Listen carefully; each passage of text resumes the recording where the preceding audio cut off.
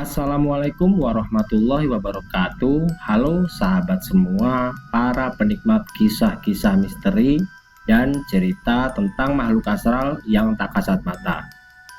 Dimanapun sahabat semua berada, semoga selalu dalam keadaan sehat dan tidak kekurangan suatu apapun.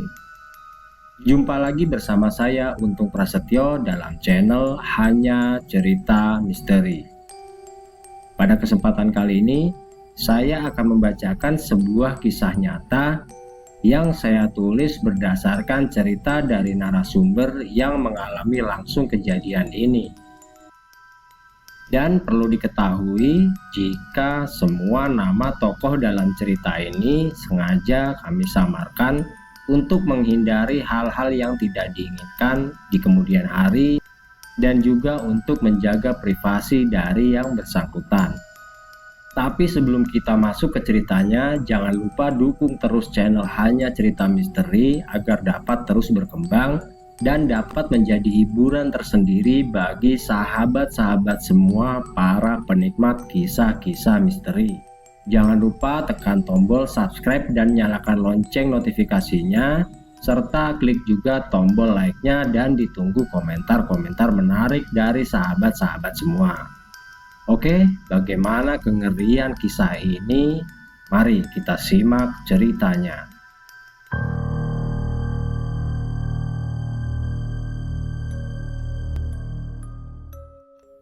Kisah dua orang sahabat yang berjanji sehidup semati ini diceritakan langsung oleh Mang Komar dan juga Biati yang merupakan istri dari Mang Komar sendiri. Kala itu Mang Komar memiliki seorang sahabat yang bernama Mang Belo. Keduanya berteman baik sedari kecil karena memang sama-sama lahir dan besar di sebuah desa yang sama.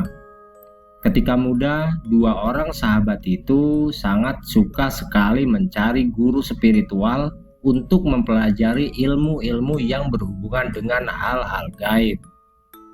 Entah karena pengaruh ilmu-ilmu hitam yang mereka miliki, atau memang karena sifat mereka yang sama, kedua orang ini sering melakukan hal-hal yang merugikan warga desa. Mereka sering mabuk dan mengganggu warga yang sedang melintas menjadi sebuah rutinitas dari kedua orang sahabat itu. Sebelum Mang Komar bertobat, Mang Komar dan Mang Belo sempat diusir oleh warga desa karena dianggap sudah sangat meresahkan.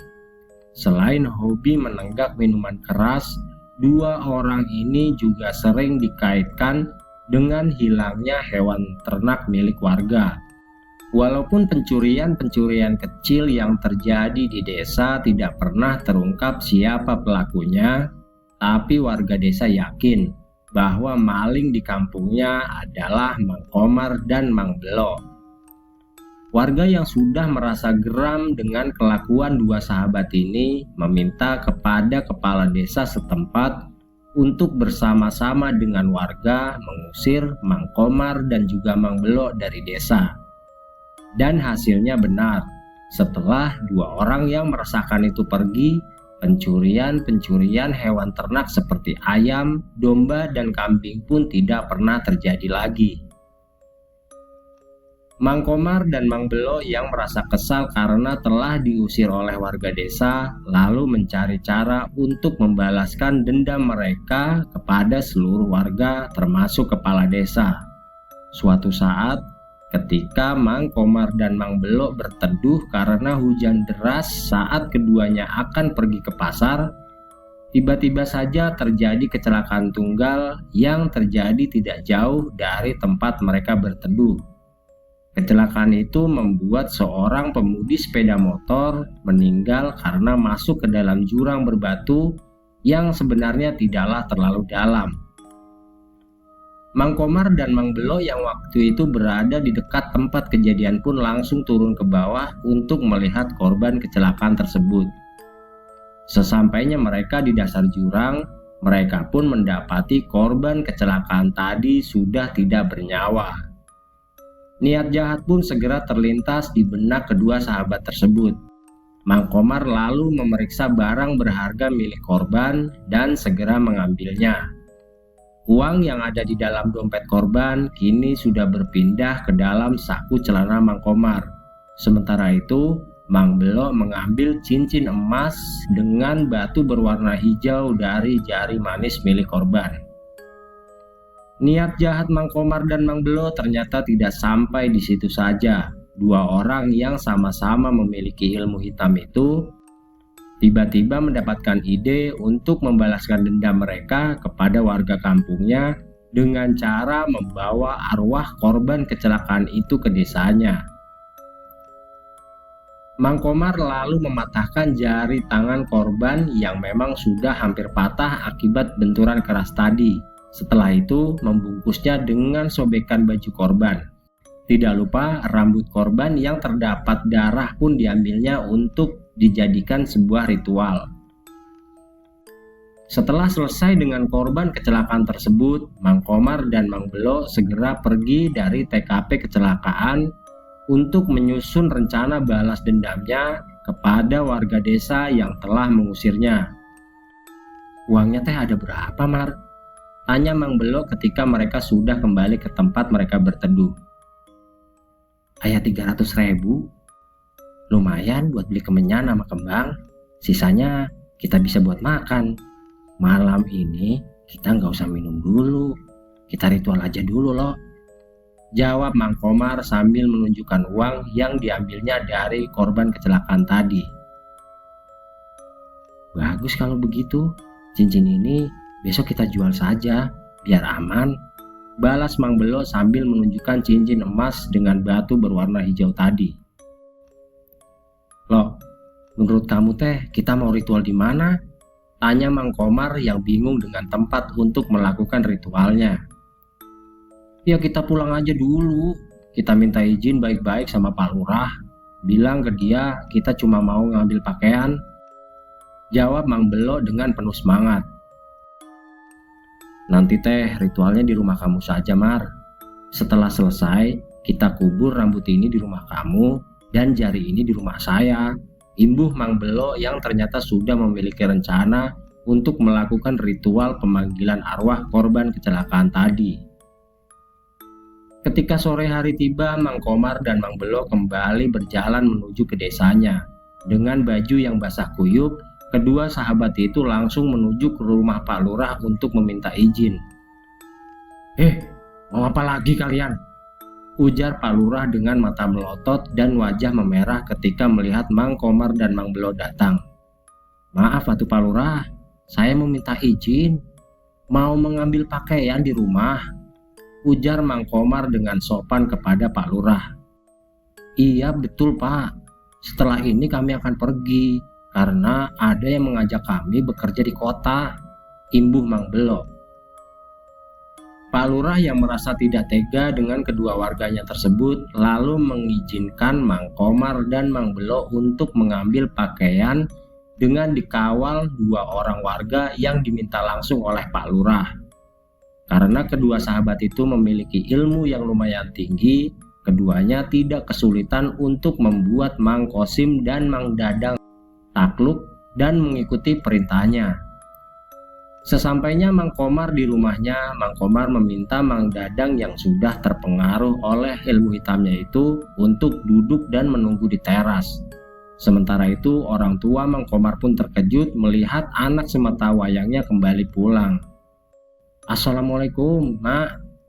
Komar cuman sebentar kok, Mak. Ada perlu sedikit," ujar Mang Komar setelah mencium tangan dari ibunya. "Kamu teh mau pergi kemana, Komar?" tanya Ma Ami dengan mata berkaca-kaca. "Komar teh mau kerja di kota, Mak. Ini Komar sama Belo mau ngambil pakaian dan minta izin untuk melakukan doa sebentar di rumah ini," ujar Mang Komar yang sudah berada di dalam kamarnya. "Berdoa itu teh ke Gusti Allah, Mar, Komar. Nggak usah pakai bakar kemenyan, apalagi pakai kembang 7 rupa kayak gitu," ujar Ma Ami menasehati Mang Komar. Mang Komar lalu memberi tanda kepada Ma Ami supaya Ma Ami tidak berbicara kencang-kencang dan meminta Ma Ami membuatkan minum untuk Mang Dadang. Si Belo teh mana, Mar? Tanya Mak Amih yang menanyakan sahabat Mang Komar yang sudah dianggapnya sebagai anak sendiri. Atuh Belo mah ngambil pakaian juga, Mak. Dia diantar Mang Kosim. Sekarang ya dia ada di rumahnya, jawab Mang Komar dari dalam kamarnya. Suasana pun mulai hening di dalam kamar Mang Komar. Bau kemenyan mulai tercium, tanda dia sudah siap dengan ritual pemanggilan arwah korban kecelakaan tadi. Mak Amih yang sudah terbiasa dengan apa yang dilakukan anaknya itu hanya mengelus dada sambil terus mendoakan anaknya agar segera sadar dan kembali ke jalan yang benar. Setelah maghrib, Mang Komar pun keluar dari dalam kamarnya dengan tubuh berkeringat. Dengan membawa pakaian yang dibuntalnya dengan kain, Mang Komar lalu berpamitan kepada Mak Amih untuk berangkat ke kota. Tidak lupa, Mang Komar meninggalkan uang untuk Mak Amih. Hal serupa juga dilakukan oleh Mang Belo. Setelah mengubur jari telunjuk korban kecelakaan itu, Mang Belo berpamitan dengan paman dan bibinya untuk berangkat ke kota. Mang Belo juga meninggalkan uang untuk mereka yang jumlahnya tidak seberapa itu. Doakan saya ya Mang, supaya dapat kerjaan yang enak di kota. Nanti teh, kalau saya sudah punya penghasilan, saya akan mengirimi uang buat Mamang dan Bibi, ujar Mang Belo sambil mencium tangan paman dan bibinya yang telah membesarkan Mang Belo karena kedua orang tua Mang Belo meninggal ketika usia Mang Belo masih setahun. "Kumaha Mar?" tanya Mang Belo ketika sampai di rumah Mang Komar. "Beres, ayo kita berangkat," jawab Mang Komar singkat. Setelah berpamitan dengan Mak Amih, kedua sahabat itu pun pergi meninggalkan desa. Sementara Mang Kosim dan Mang Dadang pun tersadar ketika Mang Komar dan Mang Belo sudah berada di desa sebelah untuk menginap di rumah Wak Umar, kakak dari Mak Amih. "Punten Wak, saya dan Belo numpang tidur di sini ya," ujar Mang Komar meminta izin kepada Wak Umar yang terkenal galak di kampungnya.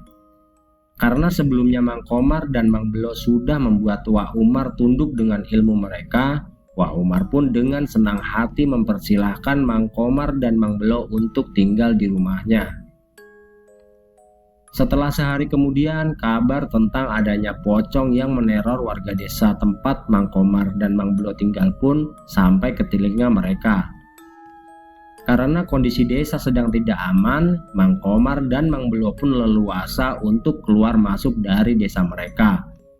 Mang Komar dan Mang Belo beralasan bahwa mereka tidak tega membiarkan orang tua mereka sendirian dan takut didatangi sosok pocong yang mulai sering menampakkan diri ketika malam tiba. Di malam ketiga, keduanya kembali melakukan ritual di rumah Mang Komar. Mang Belo dan Mang Komar kembali memanggil arwah orang yang meninggal akibat kecelakaan itu yang wujudnya adalah pocong yang sangat menyeramkan. "Kembalikan jari dan rambut saya, kembalikan," ucap sosok pocong yang kini ada di hadapan Mang Komar serta Mang Belo. "Iya, nanti setelah kami bisa kembali diterima di kampung ini, saya akan mengembalikan potongan jari dan rambut kamu. Sekarang kamu teh pergi sana ke rumah besar berwarna hijau. Buat mereka takut sampai terkencing-kencing. Kalau belum pingsan, jangan kamu pergi, mengerti?" ujar Mang Komar kepada sosok pocong yang menyeramkan itu. Setelah pocong itu menghilang dan menyisakan kepulan asap putih, Mang Belo dan Mang Komar pun tertawa terbahak-bahak membayangkan Pak Lurah yang terkencing-kencing karena ketakutan dengan penampakan sosok pocong suruhannya itu. Di malam yang benar-benar sunyi itu, Mang Komar dan Mang Belo menunggu suara jerit ketakutan dari rumah Pak Lurah. Dan benar saja, apa yang mereka tunggu pun akhirnya terjadi juga. Istri Pak Lurah berteriak memecah kesunyian malam, lalu disambut dengan teriakan Pak Lurah yang terus meminta tolong. Mang Komar dan Mang Belo pun tersenyum puas setelah dapat membalaskan rasa sakit hatinya kepada Pak Lurah yang sudah mengusirnya itu dengan cara menakut-nakutinya menggunakan arwah penasaran yang sudah ditundukkannya melalui ritual yang mereka lakukan. Desa pun digemparkan dengan kabar pocong yang semalam terus berada di rumah Pak Lurah. Pocong suruhan Mang Komar dan Mang Belo itu benar-benar membuat Pak Lurah dan Bu Lurah serta keluarga mereka pingsan sebelum pocong itu pergi. Mang Dadang yang bertugas menjaga keamanan di rumah Pak Lurah menceritakan penampakan pocong yang sangat menyeramkan itu. Ketika Mang Dadang dan Mang Kosim mendengar Bu Lurah berteriak, keduanya langsung mencoba masuk ke dalam rumah Pak Lurah. Tapi sialnya, pintu rumah yang biasanya tidak terkunci, malam itu tiba-tiba terkunci dengan sendirinya. Dan ketika Pak Lurah berteriak minta tolong, Mang Kosim dan Mang Dadang tidak dapat menolongnya karena mereka berdua tidak dapat masuk ke dalam rumah Pak Lurah.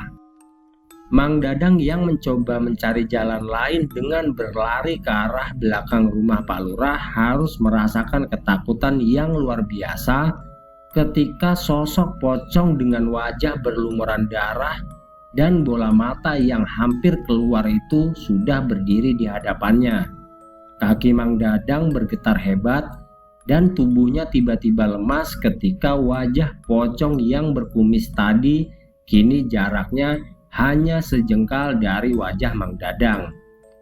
Setelah Mang Dadang pingsan, giliran Mang Kosim yang berdiri ketakutan sampai celananya basah oleh air kencingnya sendiri.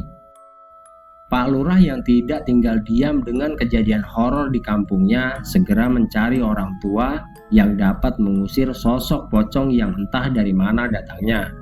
Padahal saat itu tidak ada warga desa yang meninggal. Begitu juga di desa sebelah tempat Wak Umar tinggal. Di malam selanjutnya, Mang Komar dan Mang Belo kembali meminta sosok pocong suruhannya untuk meneror rumah Wak Ujang.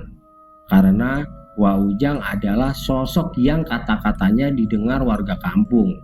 Dan karena Wak Ujang jugalah warga desa akhirnya mengusir Mang Umar dan Mang Belo. Pikiran Mang Umar dan Mang Belo ternyata tidak salah. Wak Ujang ternyata bukanlah orang sembarangan dan berhasil mengusir pocong suruhan Mang Komar dan Mang Belo dari rumahnya. Mang Komar yang merasa kesal pun menyerang Wak Ujang dengan cara lain sebelum pocong suruhannya kembali dan membuat Wak Ujang kalang kabut. Seorang ahli spiritual yang diminta Pak Lurah untuk mengusir pocong yang kemarin malah meneror habis-habisan keluarganya tidak dapat berbuat banyak. Karena sosok arwah yang berwujud pocong tersebut sudah dikunci oleh Mang Komar dan juga Mang Belo. Di malam keempat rencana mereka pun berubah setelah mengetahui jika Wak Ujang akan memanggil seorang dari kampung sebelah untuk menghentikan aksi pocong yang terus meneror warga desa. Mang Komar dan Mang Belo pun pergi menghindar ketika mereka mengetahui bahwa orang yang diminta menangani kasus teror pocong tersebut adalah guru spiritual mereka berdua. Untuk menghilangkan jejak, Mang Komar dan Mang Belo mengambil jari dan rambut yang sudah dikuburnya lalu pergi meninggalkan desa mereka. Setelah merasa aman, Mang Komar dan Mang Belo kemudian mengunjungi guru mereka dan menceritakan apa yang sebenarnya terjadi. Mereka berdua beralasan ini adalah cara untuk membuat keduanya bisa kembali diterima di desanya. Jadi, kalian berdua teh ingin dianggap pahlawan gitu? Yang bisa mengusir pocong itu ya? Hahaha, pintar sekali, ujar sosok guru dari Mang Komar dan Mang Belo. Iya bah, bener. Cuma itu jalan satu-satunya untuk mengembalikan nama baik kami di desa, jawab Mang Belo dengan wajah tenang. Ya, kalau kalian masih mencuri dan mengganggu warga kampung, nama kalian akan terus buruk atuh, balas abah guru menjelaskan. Kalau mau kalian begitu ya sudah, Abah ikut bagaimana baiknya.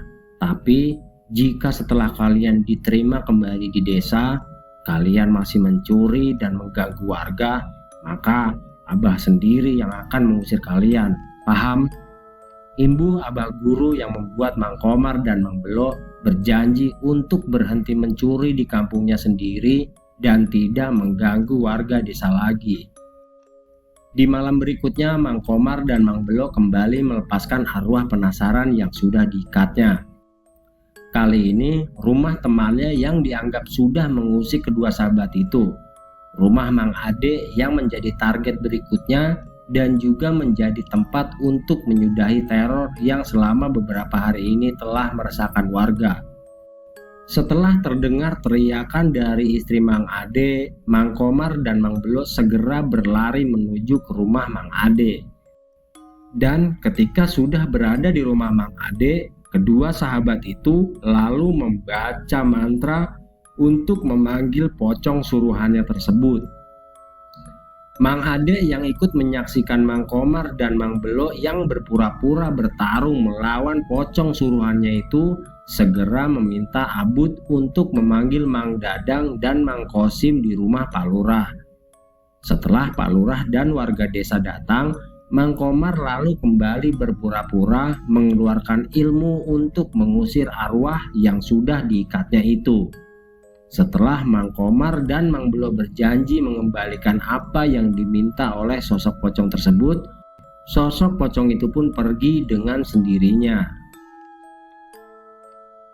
Setelah sosok pocong yang meneror warga desa pergi, Pak Lurah dan warga desa pun mengucapkan banyak terima kasih kepada dua sahabat itu.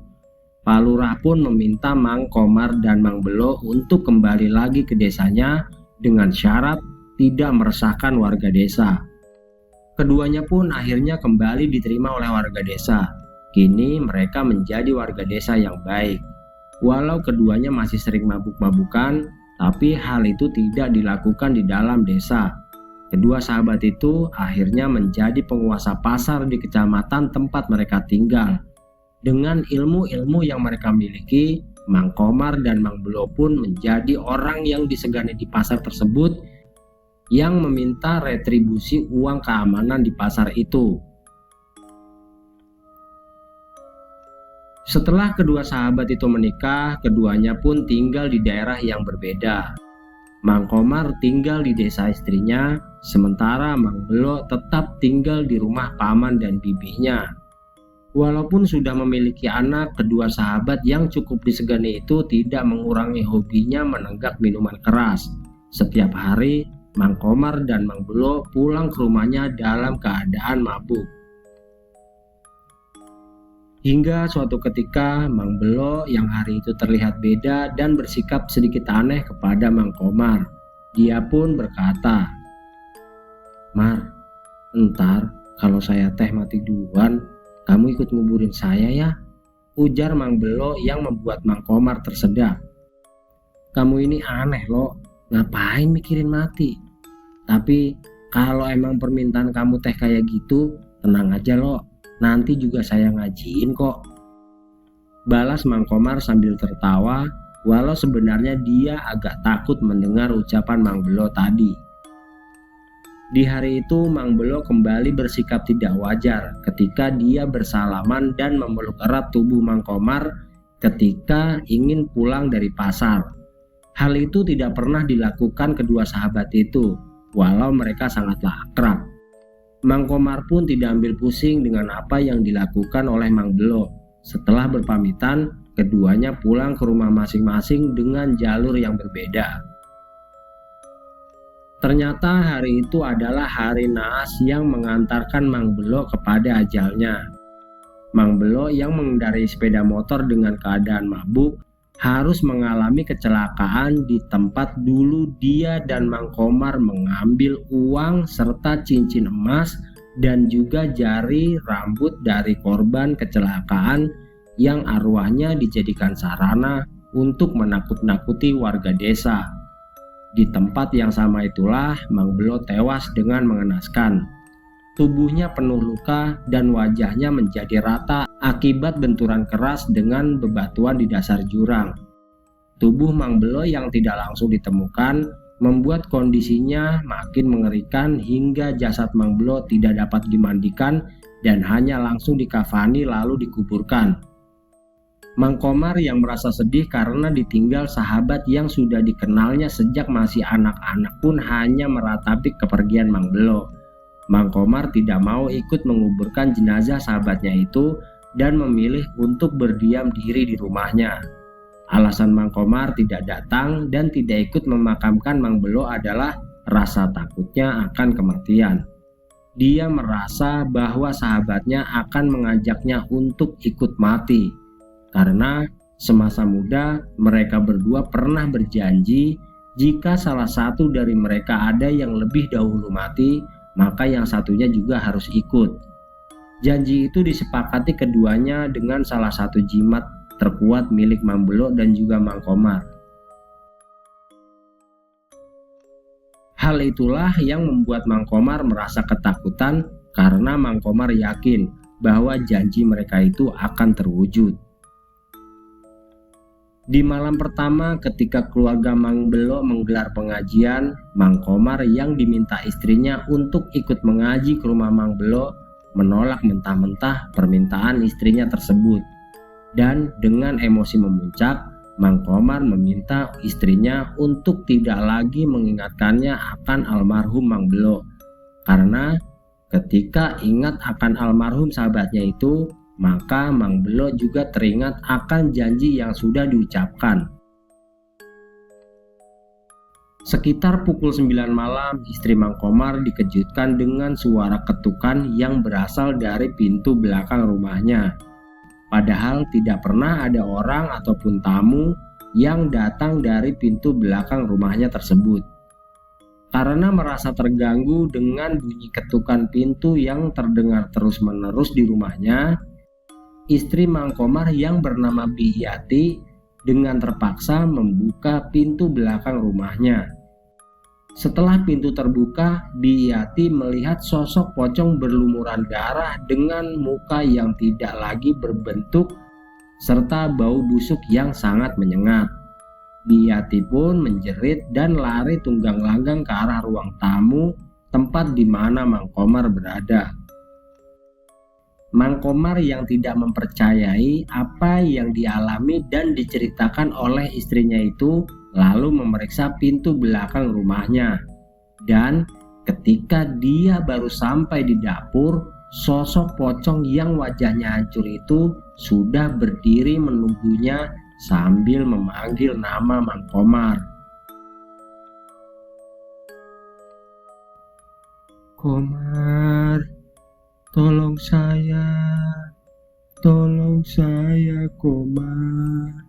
Temani saya Mar, saya teh kesepian," ujar pocong yang berbau busuk itu. Mang Komar yang sempat kaget oleh kehadiran pocong itu lalu merapalkan mantra-mantra untuk mengusir sosok pocong yang mulai mengganggu keluarganya. Setelah Mang Komar selesai membacakan mantra, pocong yang belum diketahuinya bahwa itu adalah almarhum Mang Belo pun menghilang. Kejadian itu pun mengingatkan kembali Mang Komar akan kejadian yang sudah puluhan tahun lalu terjadi dan saat itu menimpa keluarganya. "Sepertinya hantu itu hantu Kang Belo, Pak," ujar istri Mang Komar yang membuat Mang Komar diam 1000 bahasa. "Biarlah, makhluk itu udah Bapak usir dan gak bakalan kembali lagi," jawab Mang Komar yang mencoba menenangkan istrinya. Sekitar pukul 11 malam, pocong Mang Belo kembali mendatangi rumah Mang Komar. Tidak tanggung-tanggung, sosok pocong itu berdiam diri di sudut kamar yang ditempati oleh Mang Komar dan istrinya. Biyati yang kembali melihat sosok pocong Mang Belo berteriak histeris ketika sosok yang dilihatnya itu terus meneteskan darah. Mang Komar yang segera terbangun karena suara jeritan dari istrinya kembali mengusir sosok pocong yang terus memanggil namanya. "Ini aku, Mar. Kamu harus ikut aku. Temani aku, Komar. Temani," ujar sosok pocong Mang Belo dengan suara merintih. "Aku masih mau hidup, Belo. Aku masih mau memperbaiki diri dan kehidupanku. Tolong kamu jangan ganggu aku," jawab Mang Komar yang membuat sosok pocong Mang Belo tiba-tiba menghilang. Keesokan paginya, Biati yang merasa ketakutan karena keluarganya didatangi oleh almarhum Mang Belo dengan wujud pocong yang menyeramkan, akhirnya meminta tolong kepada Abah Haji Usman. Beliau adalah seorang ustadz yang mengerti akan hal-hal gaib. Abah Haji Usman pun menyanggupinya dan akan datang ke rumah Mang Komar setelah Isya malam nanti. Biati yang ditemani anak lelakinya yang bernama Arif kembali pulang dan memberitahu Mang Komar bahwa Abah Haji Usman akan datang ke rumah untuk membantu menenangkan arwah Mang Belo. Awalnya Mang Komar menolak karena dia merasa bisa mengusir arwah Mang Belo yang semalam mendatanginya. Tapi karena Biati mengancam akan pulang ke rumah orang tuanya jika Abah Haji Usman tidak diizinkan untuk ke rumah mereka, akhirnya Mang Komar pun mengalah dan mempersilahkan Abah Haji untuk membantu keluarga mereka. Di sore harinya sekitar pukul 6 sore, Arif tiba-tiba berteriak ketakutan dan langsung berlari menuju ke dalam rumah. Setelah sebelumnya, Arif bersama Amin duduk bersantai di bawah pohon mangga besar tapi tidak terlalu tinggi yang di bawahnya dibuat bale-bale. Pohon yang berada di samping rumah Mang Komar itu memang dijadikan tempat berkumpulnya Arif dan teman-temannya. Ketika Amin berpamitan untuk pulang, Arif yang masih duduk sendiri di bawah pohon mangga itu tiba-tiba dikejutkan oleh sosok pocong yang menggelantung di atasnya. Darah segar terlihat masih mengucur dari kain kafan yang berwarna merah kecoklatan. Wajah pocong itu terlihat hancur dan berbau sangatlah busuk. "Arif, temani Mamang, Rif. Mamang takut. Rif, temani Mamang, Rif," ujar sosok pocong Mang Belo yang terus memanggil-manggil nama Arif untuk mengajaknya menemani sosok pocong tersebut. Karena merasa ketakutan, Biati dan Arif yang sore itu hanya berdua di rumahnya berencana untuk pergi ke rumah adiknya setelah maghrib. Tapi rencana Biati harus pupus ketika arwah Mang Belo kembali mendatangi rumah Mang Komar sesaat setelah azan maghrib berkumandang. Biati yang mendengar suara langkah kaki di depan rumahnya segera memeriksa dengan menyibak hordeng jendela yang ada di samping pintu masuk rumah mereka. Di teras rumah itu terlihat sepi walau tadi Biati mendengar suara langkah kaki dengan jelas. Ketika Biati beranjak dari depan pintu, tiba-tiba bulu kuduknya meremang dan pintu rumah terdengar ada yang mengetuknya beberapa kali. "Pak, Bapak, Pak, Bapak," ucap Bianti memanggil Mang Komar yang dikiranya mengetuk pintu rumahnya kala itu. Ketika tidak ada jawaban dari luar rumah, Bianti kemudian bergegas menuju ke kamar Arif. Arif yang baru saja selesai menjalankan sholat maghrib pun dibuat terkejut oleh ibunya. "Ibu teh nggak sholat?" tanya Arif kepada Biati yang wajahnya terlihat mulai pucat. "Ibu lagi libur, Rif. Ibu lagi nggak sholat," jawab Biati yang semakin ketakutan. "Kita teh di sini dulu saja, Rif. Tadi ibu mendengar ada yang mengetuk pintu beberapa kali. Ibu takut kalau itu pocong Mang Belo lagi," imbuh Biati yang menceritakan apa yang baru saja dialaminya itu. Tidak lama kemudian dari arah pintu depan terdengar suara Mang Komar mengetuk pintu dan mengucap salam. Biati yang ragu untuk membuka pintu lalu mengajak Arif untuk menemaninya ke depan. Itu bapak bu, beneran itu teh bapak, ujar Arif sambil menjawab salam dari Mang Komar.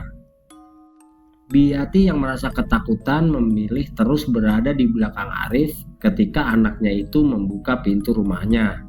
Dan ketika pintu terbuka, Biati kembali berteriak dan langsung menangis ketakutan ketika melihat sosok pocong yang berwajah hancur dengan bola matanya nyaris keluar. Mang Komar pun langsung memeluk Biati dan membawanya masuk ke dalam rumah. Alih-alih ingin membuat Biati tenang, Mang Komar malah ikut berteriak karena merasa kaget ketika sosok pocong sahabatnya itu sudah berdiri di belakangnya. "Komar, ayo Mar, temani saya Mar.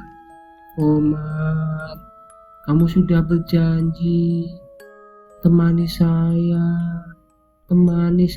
Mar," ujar pocong Mang Belo yang terus mengajak Mang Komar untuk menemaninya. "Jurik gelo sih ya," balas Mang Komar memaki sosok pocong tersebut. Mang Komar yang sudah merasa kesal akhirnya mulai membaca-baca mantra untuk mengusir pocong Mang Belo. Tapi apa yang dilakukannya itu tidak membuahkan hasil. Pocong itu masih berdiri di hadapannya dan terus memanggil-manggil namanya. Biati dan Arif sudah tidak sadarkan diri ketika melihat pemandangan menyeramkan yang ada di dalam rumah mereka. Sementara itu, Mang Komar sudah kehabisan cara untuk mengusir sosok pocong sahabatnya itu. Setelah semua ilmu yang dimilikinya tidak dapat digunakan untuk mengusir sosok pocong Mang Belo. "Pergilah Belo, saya teh masih mau hidup. Anak saya belum kawin.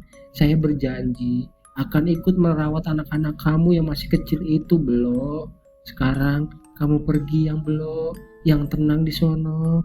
Jangan ganggu saya dan keluarga saya," ujar Mang Komar kepada sosok pocong Mang Belo yang ada di hadapannya. "Saya teh tahu kamu itu cuma jurik gelo, bukan Belo sahabat saya, bukan. Sekarang pergi, imbuh Mang Komar yang mulai merasa ketakutan. Akan tetapi sosok pocong itu tidak bergeming dengan apa yang diucapkan Mang Komar. Malahan sosok pocong itu kian mendekati tubuh Mang Komar sambil terus mengajaknya pergi. Beruntungnya Abah Haji Usman bersama adik Biati datang di saat yang tepat.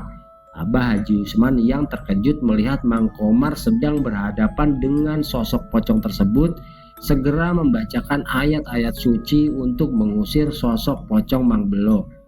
Setelah beberapa saat kemudian, pocong Mang Belo pun menghilang dan menyisakan kepulan asap yang berbau busuk. Adik Biati yang bernama Mang Kusep langsung berlari menolong Arif dan Biati setelah pocong Mang Belo menghilang. Ketika Arif dan Biati tersadar, Abah Haji Usman lalu melakukan doa untuk bermunajat kepada Allah Subhanahu wa Ta'ala di dalam kamar Arif. Setelah mendapatkan petunjuk, Abah Haji lalu mengungkapkan apa yang diketahuinya dari sosok almarhum Mang Belo. "Kalau kamu masih terus begini, tidak ada yang bisa mengusir jin khorin dari almarhum Belo itu, Mar," ujar Abah Haji Usman dengan tatapan tajam ke arah Mang Komar. "Terus saya teh harus gimana, Bah? Apa yang harus saya lakukan?" tanya Mang Komar yang belum paham akan maksud dari Abah Haji Usman. "Kamu teh harus bertobat, Mar. Buang semua benda-benda yang berisi makhluk-makhluk gaib yang kamu punya. Lepas semua susuk yang ada di tubuh kamu itu, dan buang semua amalan-amalan yang selama ini kamu pelajari. Kembalilah ke jalan yang diridhoi Gusti Allah," jawab Abah Haji yang membuat Mang Komar diam tertunduk. "Kamu teh sudah mengikat perjanjian dengan almarhum Belo lewat jimat yang sama-sama kalian pegang, betul tidak?"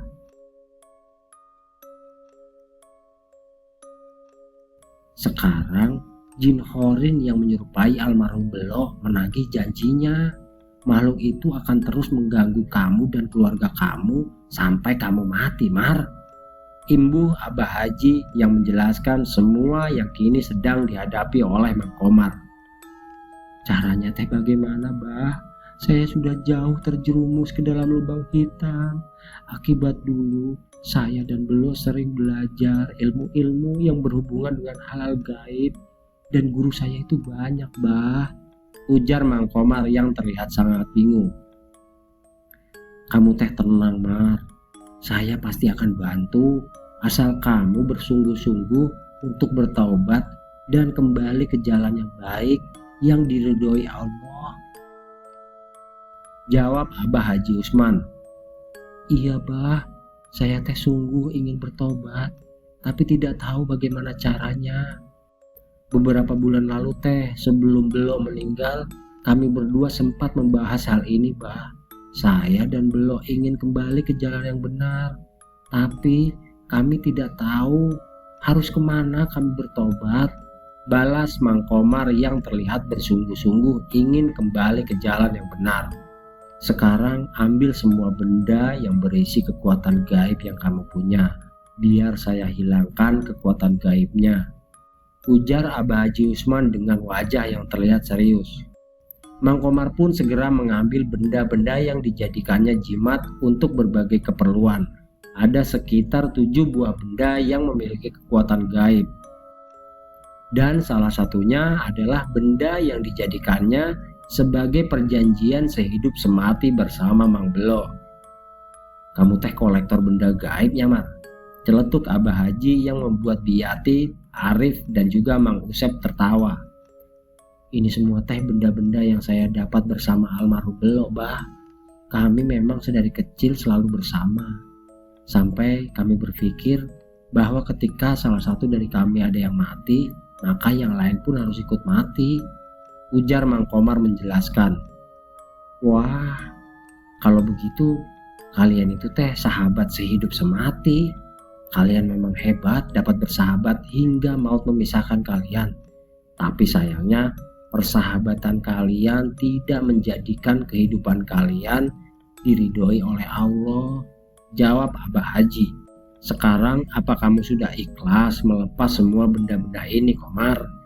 Tanya Abah Haji dengan tegas.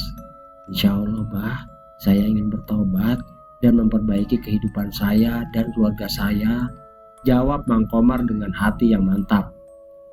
Kalau begitu, benda-benda ini saya akan bawa, dan insya Allah besok akan saya buang ke tempat yang aman, supaya tidak ada lagi orang yang menemukan jimat-jimat yang menyesatkan ini, ujar Abah Haji. Sekarang saya akan menghilangkan semua susuk dan isian-isian yang ada di dalam tubuh kamu, Komar. Setelah itu, kamu harus mandi tobat dengan niat untuk kembali ke jalan yang diridhoi Allah, imbuh Abah Haji lagi. Beberapa orang tetangga Mang Komar pun terlihat mulai berdatangan ke rumahnya. Abah Haji pun menjelaskan kepada para tetangga dan juga ketua lingkungan atas apa yang sedang terjadi kala itu. Setelah beberapa jam Abah Haji berusaha menghilangkan semua susuk dan isian di tubuh Mang Komar, akhirnya Mang Komar pun terkulai lemas dan tidak sadarkan diri. Biati dan Arif yang merasa khawatir akan keselamatan Mang Komar pun diminta untuk tenang dan terus berdoa. Tolong kamu buatkan air hangat, Yati. Kalau ada, pakai jahe sama gula merah supaya tubuh Komar dapat segera pulih, ujar Abah Haji kepada Biati.